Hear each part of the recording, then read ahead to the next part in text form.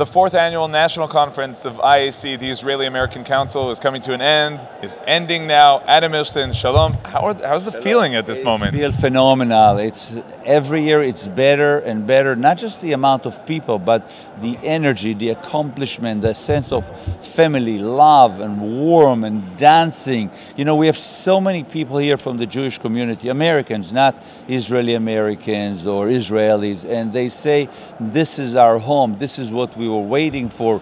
This is where we feel at home, we feel at our family. This is phenomenal. How did that happen? From an organization which began from the Israeli-American to an organization which really draws, we see much more English this year, American Jews, not only Israeli-Americans. Help us with the definition. Absolutely. The game changer was when we recognized that we are Americans of Israeli descent, and we changed our identity to Israeli Americans. And obviously, we have invited the American people, the Jewish American people, to join us, and we have planned many, many programs in English, so people can participate in our young age program in the school, in the university, in the young professional, and we basically opened ourselves or expanded to be an American organization that English is being used as much as Hebrew. But the extra value, it's not only about the agenda and your protocol, it's about the fact that you are from Israeli descent or from origin. Exactly. We have Israel in our heart. Israeliness is our character. And I think one thing that maybe differentiates us from several other organizations is that we accept Israel without preconditions. We know that Israel is not a perfect country. We know that it has a lot of challenges and issues between the people inside, from outside. From any side that you go, there are challenges. But the people of Israel live in a democratic society. They are very well educated. They choose their own leader. They have the right for their own government. And we trust the judgment and determination of the people of Israel. We could say how clear this connects us to your very, very full of respect and full of honor reactions and responses to all the issues of state and religion in Israel. It came from a different point, and not especially an observant point, is rather what you're saying today, right?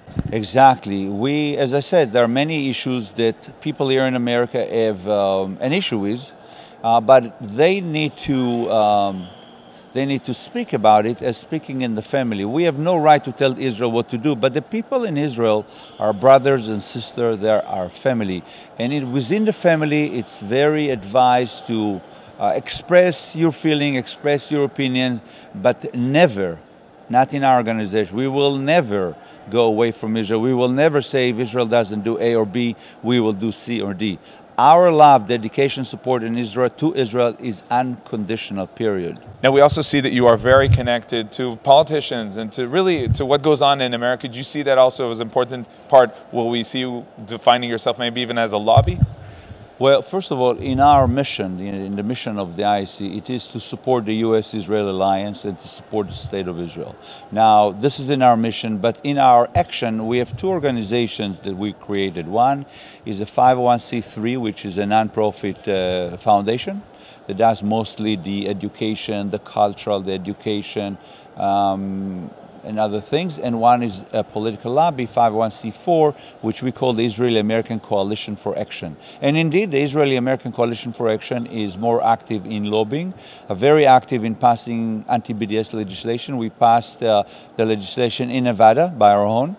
We shared with AJC the passage of the legislation in California. We're very active in the state of Washington, the state of Massachusetts.